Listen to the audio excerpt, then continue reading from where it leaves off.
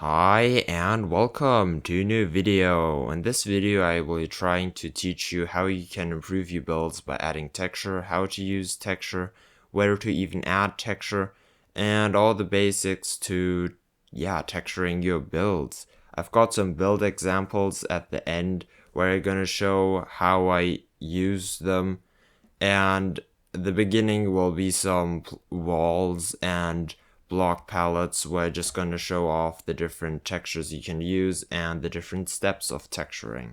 The first thing I'm going to show are the different steps of texturing, and you can really apply this to any block palette, but I use stone.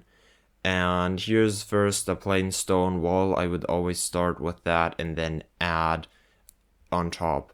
So the next step is to add some blocks, and I would just try and mix the plain wall a little bit up. Here I used andesite, and I would just randomly spread the block that you're using, in this case it's andesite, into the wall and make it more noisy. But it won't only do this because then it's just noisy and that's a little bit boring. So in the next step I would add another block and try to do a gradient. Here I used cobblestone to create a gradient. At the bottom it is the most cobblestone, then a little bit less, and then at the top there is more cobblestone again. This really adds a lot to your builds, and I will show that off in the builds later. You will be able to see that even more there. The next step is really optional. It depends what you're going for. If you want a little bit more ruined build, or you just don't have enough detail in the walls, you can add this and get more detail. So if you use stairs, you can add a brick feel, and it also looks more weathered. So this is also a great step for texturing and adding depth. The next two block palettes haven't got that added feature of depth because I didn't really think they needed them. So this is granite bricks and jungle planks, and I really like the added feature of jungle planks because at first you wouldn't think they would fit good, but I think they fit quite nice. They also look a little bit like bricks, and you can really use them very good for like a gradient. And I also did a gradient with the polished granite here. The next one is quite a bit simpler, but I like the contrast of the textures between the quite plain white concrete and the quite heavily textured diorite. I also did some gradient texturing here, but it's not as strong. Okay, now we can finally move on to the roofs, and I think texturing your roofs is a really important thing to do, even if you have a more complicated design. I think it just adds a lot to your build. The first roof design that I wanted to show is this medieval fantasy style roof. So the main part is out of warped planks and dark oak, dark prismarine. So again, I did gradient texturing, so at the bottom a lot of dark prismarine, then less, and then more again at the top. And I also textured the rim. It is dark oak and also some spruce wood. The next one is a more simple roof design, but I did more complicated texturing. So I actually have three different things instead of two. I have the cracked blackstone bricks and the normal blackstone bricks, but I also have just blackstone.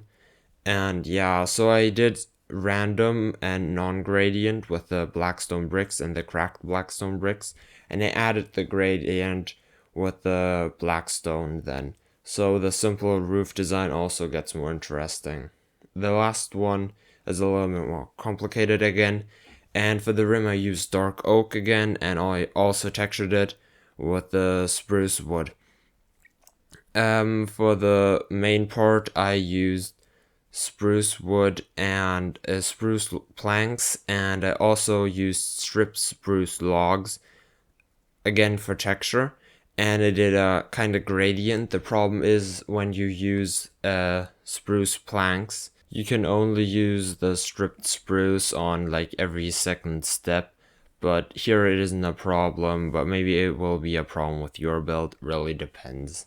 Now we can move on to all the different build ideas I had to show off how you can use the texture and how you can use all these different techniques to just improve your builds. So I always made two builds, one untextured and the other one textured with all the different techniques. So the first one is a wizard tower, and the untextured one is quite boring and plain, but you really can improve by just texturing it, and you can see the gradient a lot. So at the bottom I even used basalt, so it's quite dark at the bottom, and I used a lot of different blocks at the bottom, and I also used some basalt at the top. But the darker colors at the bottom just bring your view further up, so you look at the upper part of the build and it really helps it stand out. I also textured the roof, so I did the warped planks and dark prismarine again. Also I did some gradient again. So yeah, that was this build, and I just think it improved it quite a lot. The next one is a small chapel or church. Here again I added the texture. The first one is untextured, this one is textured, and again I think it added a lot. Also the roof is textured again, and something interesting that I didn't mention before with all the different techniques, I also textured the windows. I think this also makes it more interesting, mainly for old buildings. You can have darker colors in the windows at the bottom and make it a little bit lighter at the top. It really improves bigger windows because those can get quite boring. And that's what I did here. So at the bottom it's darker, and then a gradient upwards so it gets lighter.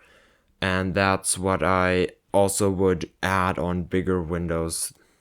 Okay, so that was this build basically explained. So we can move on to the third build, and here again I used the techniques of grading at the bottom, so you can see the cobblestone, there's a lot at the bottom and then there's less further up, and I used the andesite and stone again, but I also used the white concrete and diorite, and I did some grading with the diorite again. And I used that wooden roof design that I showed before as well. But I also added some texture to the chimney, and I added a little bit of cobblestone at the bottom as well. Now we're already at the end of the video. I hope you liked all the different build examples and you learned something new. As always, you can download the world down below, get inspired, maybe build your own things. And you can also join my Discord server. There's a link down below in the description.